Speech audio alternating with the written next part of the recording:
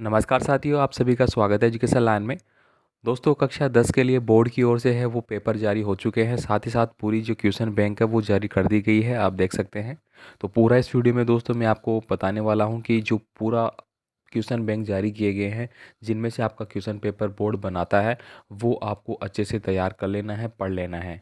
इसकी PDF file दोस्तों आपको हमारे टेलीग्राम और व्हाट्सएप ग्रुप से मिल जाएगी, जहाँ से आप इसको डाउनलोड करके ईजिली पढ़ सकते हैं।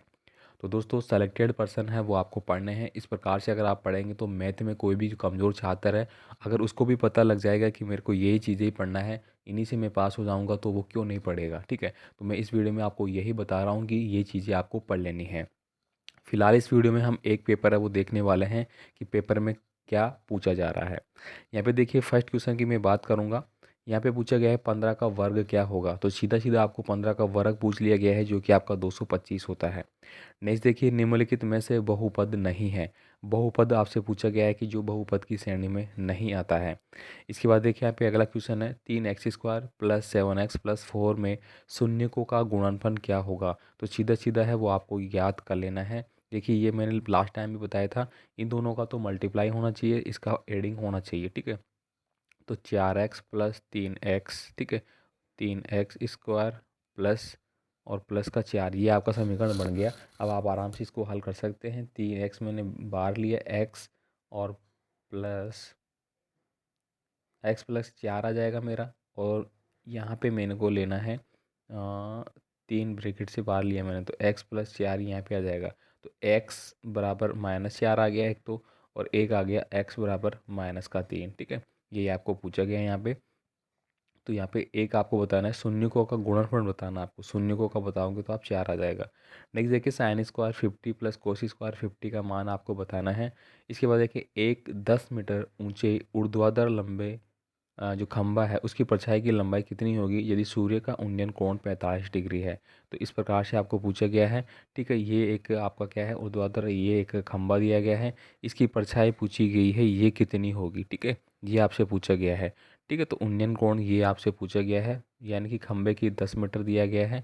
ठीक है, आधार आपको यहाँ पे, अब ये जो है वो 45 डिग्री का दिया गया है, उस हिसाब से आपको फाइंड आउट करना है। यहाँ पे देखिए, बिंदु -3 और -5 जो है वो एक्स अक्ष से कितनी दूरी पे होंगे। लास्ट वीडियो में हमने डिस्कस किया था, ये एक्स है, ये वाई है, ये -x है और ये -y है।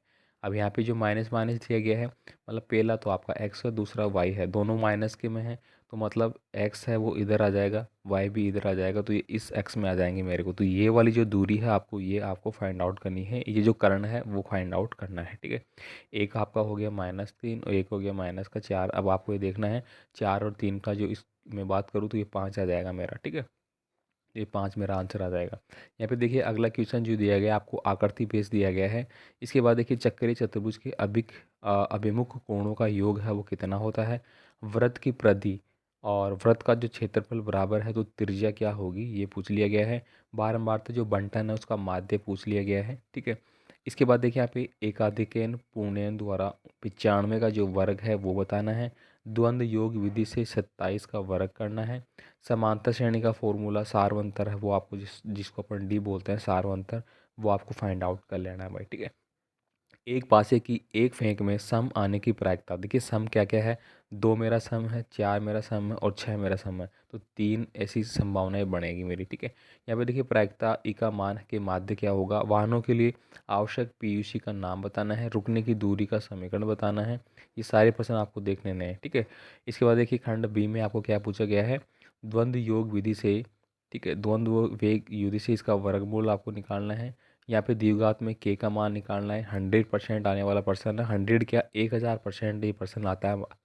ठीक है, के मान वाला रेखीय समीकरण का आपका मान जरूर आएगा। साइन थीटा कोस थीटा का पूछा जाएगा, अवनमन कौन है वो पूछा जाएगा।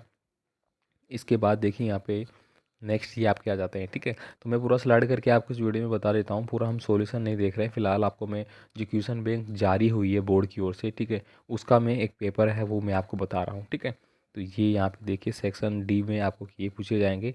ये सारी चीज़ें आपको देखनी नहीं है, देखिए ये आलेखित विधि द्वारा हल करना है, लास्ट वीडियो में हमने देखा था ये, ठीक है।